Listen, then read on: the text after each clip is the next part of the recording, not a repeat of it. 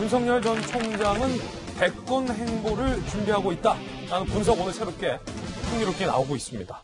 자, 노동 전문가를 윤석열 전 총장이 만났다고 합니다. 전직 검찰총장 강한 대권 주자가 왜 노동 전문가를 만났을까? 그제 노동 전문가를 만나서 청년 일자리 문제를 논의했다. 정승국 교수, 정규직, 비정규직, 대기업, 중소기업 등 노동시장 이중 구조 문제를 연구했던 전문가라고 합니다. 자, 이 노동 전문가를 만나서 청년 실업이 가장 중요한 현안이다.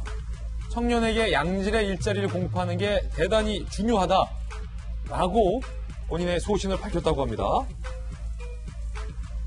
LH 사건도 저 자리에서 언급됐다고 하는데 현직에 있었다면 수십 명 검사 동원해 이미 상당 부분 해결했을 것이다 라고 얘기를 했다라고 합니다.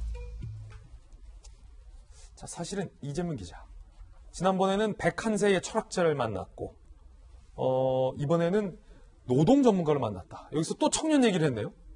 그렇죠. 어떤 의미입니까? 근데 101세 노 철학자 김현숙 교수를 만났을 때마다도 제가 정치도 되겠습니까?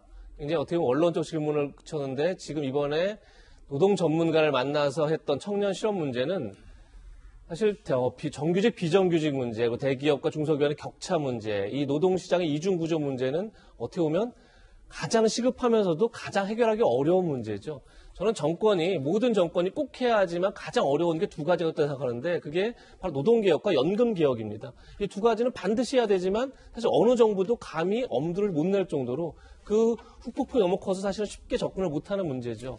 그런 점에서 노동개혁의 문제를 공부하고 있다. 노동시장의 이중구조 문제 해소로 해서 윤석열 총장이 전문가를 만나고 있다는 건 그야말로 정치로 굉장히 깊숙이 들어왔다 이렇게 봐야겠죠. 그야말로 대권에서 핵심 아젠다가 될 수 있는 사안이기 때문에 거기에 대해서 본인 나름의 해법을 찾아 나가고 있다 이렇게 볼 수 있을 것 같고 그러니까 지금 얘기한 것처럼 어쨌든 여러 차례 얘기했지만 윤석열 전 총장이 보여줘야 할 것은 물론 본인의 화두는 공정, 정의, 법치 이런 것들을 꺼냈고 본인에게 굉장히 그것이 어떤 본인의 아젠다가 된 상황이기 때문에 앞으로 적극적으로 활용해야겠지만 사실 많은 국민들은 오히려 경제라든지 외교안보 국방에 대한 윤석열 총장의 실력, 능력 그리고 앞으로의 이 문제를 풀어갈 수 있는 어떤 대안 등을 이제 묻기 때문에 거기에 대한 공부가 충실히 돼야겠죠. 그런 점에서 이제 그런 절차들을 하나씩 밟아가고 있는 과정이 아닌가 싶습니다. 제 김면 비대위원님, 네. 이게 상당히 흥미로운데 어디서 만났는가 봤더니 서울 종로의 한 음식점에서 일단 만났다.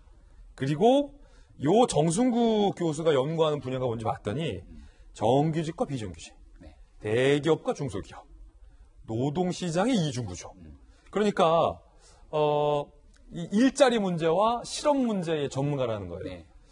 이 자리에서 이철우 연세대 법학전문대학원 교수, 윤종 총장의 친구, 셋이 가서 이제 만났다는 거고, 청년들의 취업, 연애, 결혼, 출산이 쉽지 않은 배경에 노동시장 문제가 있어서 이 문제가 가장 큰 현안이다라고 윤 총장이 정리를 했다라고 기자들이 얘기하고 있어요.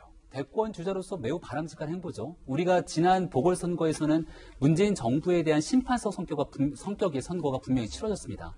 근데 우리가 대통령 선거는 미래를 바라보고 있는 대한민국의 구조적인 문제를 누가 얼마나 바람직한 해법으로 내놓고 여기서 당선된 대통령이 5년간의 개혁적인 기조를 바탕으로 국가를 이끌어가게 되는 국가 경영에 관한 틀 아니겠습니까?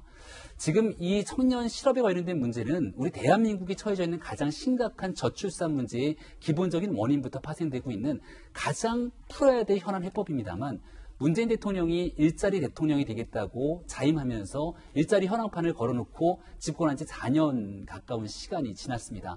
하지만 정작 청년 일자리 문제가 제대로 해결되지 않고 있는 상황 속에서 결국 국가의 미래가 없다라고 지적하는 것은 대한민국 거의 모든 국민이 생각하고 있는 지점이겠죠.